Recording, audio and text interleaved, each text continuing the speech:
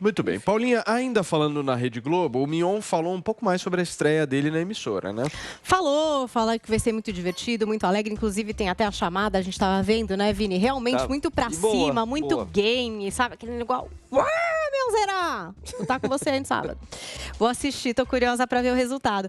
Mas aí ele também falou de outras coisas que, inclusive, não são novidades, né? As causas que o Mion tem. Então, por exemplo, a questão de todo o trabalho que ele faz de esclarecer as questões do autismo e até a pressão, né? Porque por ele ser uma pessoa pública com muitos seguidores, no momento que ele coloca ali o apoio dele, por exemplo, para aprovação de alguma lei, ele consegue dar uma força, um respaldo, né? Então, duas leis são muito relacionadas ao que ele conseguiu dar de apoio para isso. Então, uma das leis é essa dos jovens com deficiência intelectual terem o direito a ter uma carteirinha de identificação. É um projeto que leva, inclusive, o nome do filho dele, né, Romeu.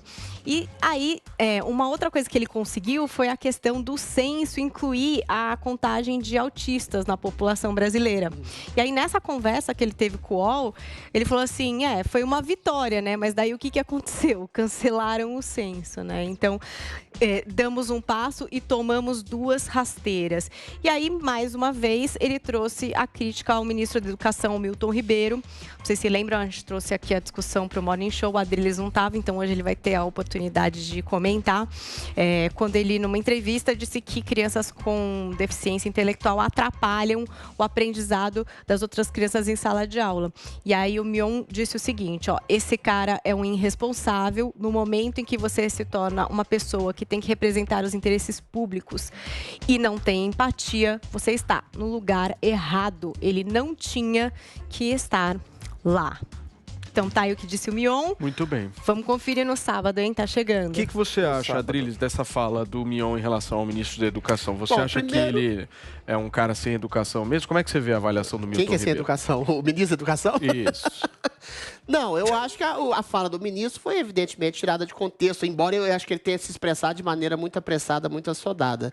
Eu acho simplesmente que o que ele quis dizer, pelo que eu li do que ele quis dizer, é que pessoas, crianças com problema severo de déficit cognitivo, ou de retardo mental, ou de algum tipo de incapacitação mental, realmente prejudicam não só a sala, como a si mesmas. Porque, eventualmente, elas vão ser, de alguma forma, ostracizadas, vão ser, de alguma forma, vítimas de preconceito. E isso é ruim para as próprias crianças, entendeu? Então, você tem que ter uma política efetiva. Não é que falar em empatia, porque eu acho que esse termo empatia é muito abstrato, Paulo. Uma coisa é você falar, eu sou a favor da inclusão de todas as pessoas com deficiência. Mas, se ela estiver numa sala que tiver um nível que ela não consegue acompanhar, ela vai se sentir mal, ela vai se sentir humilhada, ela vai se sentir para trás, entendeu? E você não tem uma capacitação de professores para estabelecer um tipo de critério. Então, você tem que ver caso a caso. Não é para dizer todas as pessoas deficientes podem ter, porque todo mundo tem um tipo de grau de deficiência física ou mental, de alguma forma, na maioria das vezes, mas, eventualmente, quando você tem uma deficiência severa, é temerário você colocar numa sala com alunos, ou de uma universidade mesmo, com as pessoas que têm um nível intelectual muito maior e muito mais avançado. É nesse sentido que eu entendi a fala do ministro. Agora, o Mion entrou nessa, né, de fala de empatia e não discutiu a mérito a fundo o que ele devia fazer. Ele tem um filho autista e ele faz uma campanha muito bacana, então ele se sentiu mal, talvez pela má compreensão que ele teve ou pela fala soldada do ministro, que deveria se colocar mais claro num assunto tão sensível nesse sentido. O termo que o ministro usou foi ruim, né? Mas assim, você não pode... E a pauta, né? Cá entre nós, isso não é a pauta da educação brasileira. É uma pauta importante. Não, a pauta, na minha avaliação...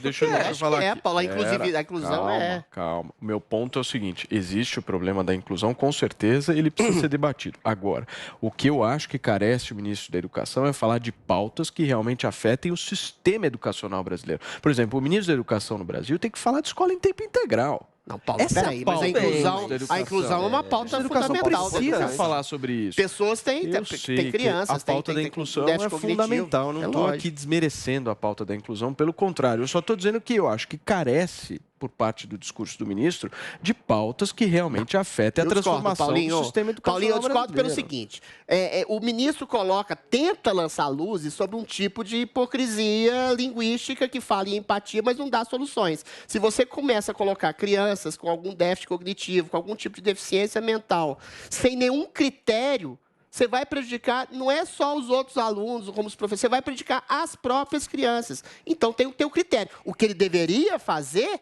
é dar algum tipo de solução e não apenas demonstrar o problema. Isso. Demonstrar o problema eu faço, você faz, o Vini faz, a Paulinha faz. Agora, o ministro da Educação tem que dar uma orientação. Então, a fala dele é assodada nesse sentido. Uma coisa é você falar dessa falsa empatia com inclusão, de qualquer forma, que vai prejudicar os próprios alunos com deficiência. Outra coisa é você não demonstrar nenhum tipo de solução para o problema, que é o que ele deveria fazer. O ministro, ele reverbera um sentimento que existe dentro das escolas, dentro das salas de aula.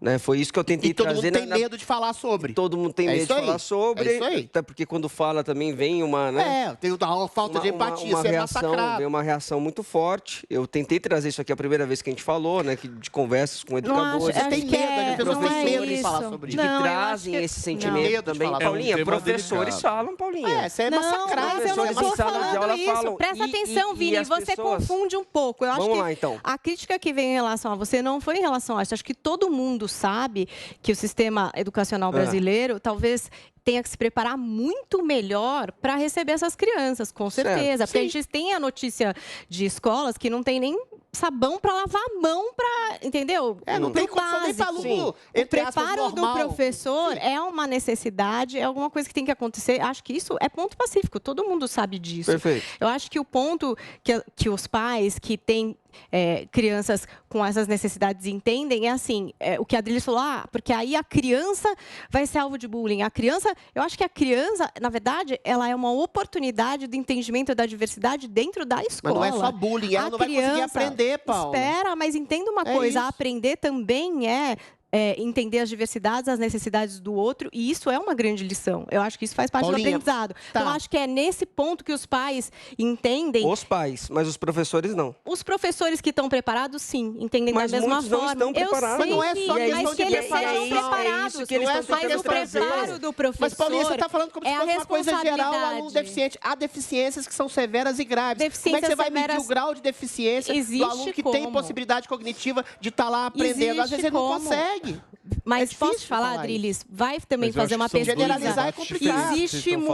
Existem muitas pesquisas que vários educadores trazem de que muitas vezes a inclusão é a melhor forma para essa criança se desenvolver. Eu não vou trazer detalhamento aqui, porque eu acho que um pedagogo poderia explicar muito melhor isso do que eu. O que o Vini está trazendo é diferente do que o Adriles está trazendo. O Vini está trazendo o seguinte, pelo menos é o que eu entendi da sua fala. A inclusão dentro da sala de aula é importante, mas os professores não estão preparados e capacitados para isso. Esse é o ponto. Esse é um ponto pacífico. Acho que muita gente entende isso. O ponto que o Adriles traz é um outro ponto de colocar uma certa discordância e uma dúvida se o nível de aprendizado de uma criança dentro da sala de aula vai ser o mesmo se ela for colocada justamente dentro do grau da de sala de aula que não existem pessoas com deficiência. É o que o Adriles está trazendo. Então, acho que dependendo são dois pontos do grau de diferentes. deficiência. Eu acho que o ponto da inclusão ele é indiscutível. Eu acho que, não tem outra alternativa, senão você vai segregar as pessoas de alguma forma. Você vai colocar lá numa sala todo mundo que tem uma certa deficiência, aí as pessoas que não têm deficiência você coloca numa outra sala. Não, Paulinho, mas se tiver uma deficiência grave, não dá para excluir. Mesmo se houver uma certa discrepância no que se refere ao aprendizado. É melhor que esteja dentro. Mas uma certa discrepância ou uma discrepância enorme? É melhor então, é isso que eu estou falando, você tem que analisar caso a caso, não dá para incluir todo mundo de maneira... uma segregação na sociedade de alguma forma entre aqueles que têm deficiência e aqueles que não têm. Isso é horrível. Isso é horrível. Isso é horrível. Mas se você colocar uma criança que tem uma deficiência severa numa escola... É a convivência social, em primeiro lugar. Em primeiro lugar, a convivência social. Mas não é só convivência social. Se um aluno não consegue entender uma equação porque ele tem uma deficiência severa, como é que ele vai conseguir aprender? O que ele vai... Simplesmente é o convívio social? Ou seja, tem que ser analisado caso a caso. Falar em empatia universal... Estourado. Eu acho muito... Vai dar tempo dos muito